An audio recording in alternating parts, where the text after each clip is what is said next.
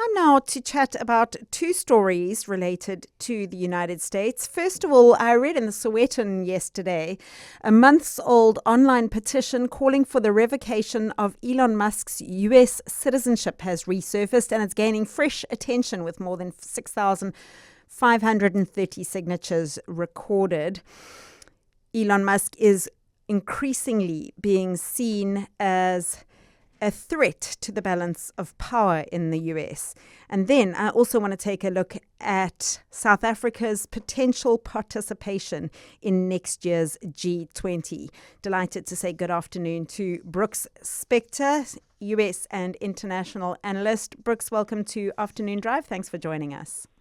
Good afternoon. Good to be with you.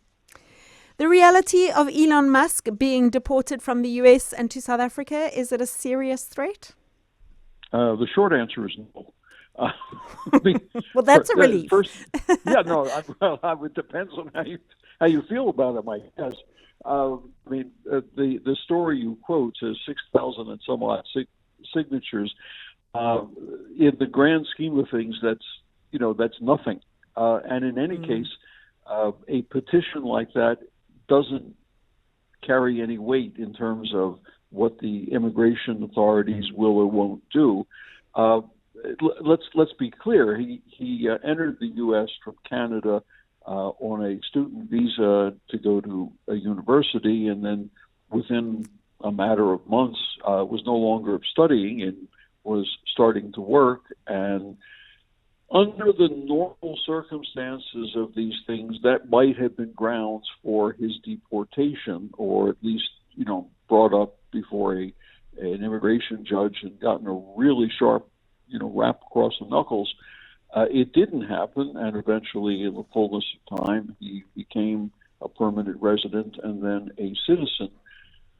If there was anybody in the world who was going to be able to hire the very best immigration lawyers on the planet, a man who has owns $1 trillion worth of assets, I guess it would be Elon Musk, wouldn't it?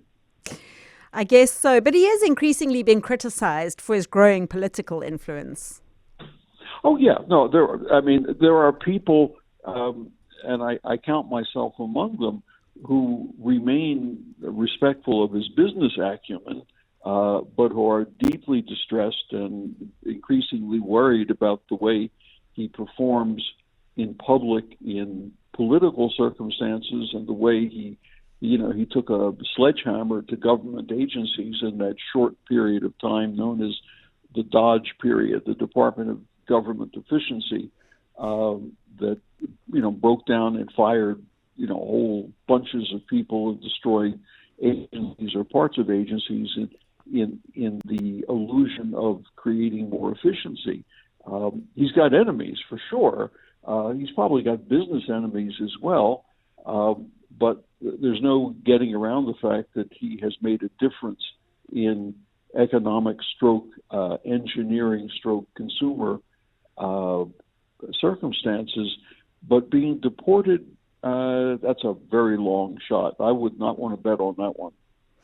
Brooks, let's shift our attention now to the other story I wanted to discuss with you, which is, of course, next year's G20. And President Cyril Ramaphosa last night in the family meeting, assuring us that we will, in fact, be part of it, despite US President Donald Trump saying that we are not invited. Now, he doesn't really have the power to not invite us, but he can deny us entry.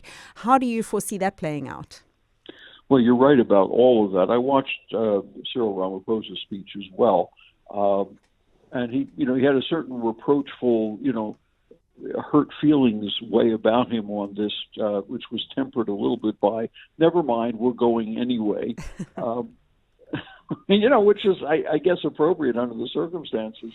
What else could he say?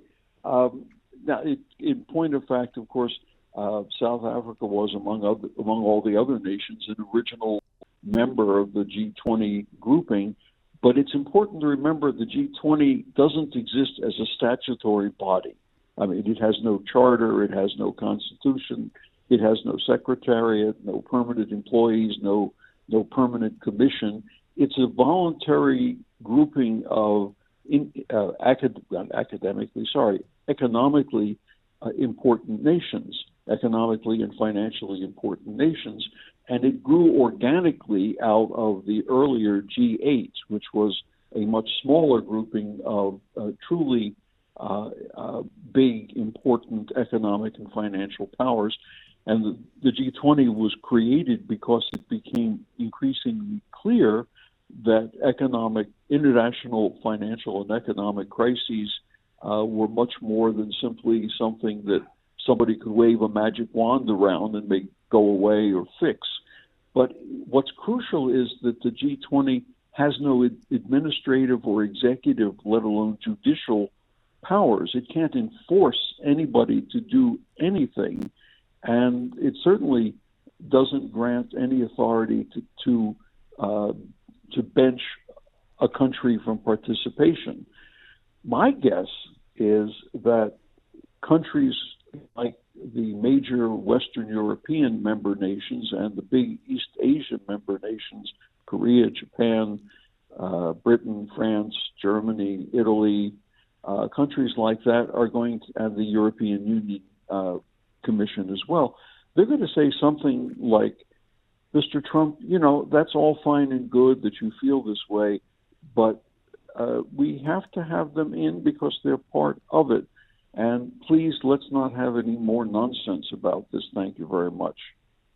And, he could theoretically make it very difficult for South African representatives, although presumably not the president or deputy president, make it difficult for them to get visas.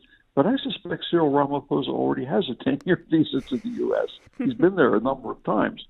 And one of the things that's, that will happen is that the pressure will begin to mount to make it an inclusive gathering the way it's supposed to be, but also, and I think here I'll give Donald Trump this point, it's gotten perhaps a little bit too large with too many invited countries and too many issues on the agenda all at the same time.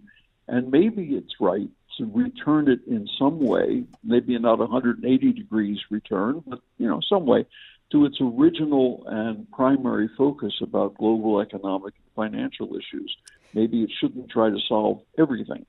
But Brooks, just very quickly, because we are short on time, I do want to ask Sure. you, he may face mounting international pressure, etc. But as we've seen in the past few years, Donald Trump's a law unto his own, and he can make any decision he feels like on any given day. And even if President Ramaphosa does have a 10-year visa, we've seen immigration officials stop all sorts of people at the border that are, in all theory, allowed to enter the U.S.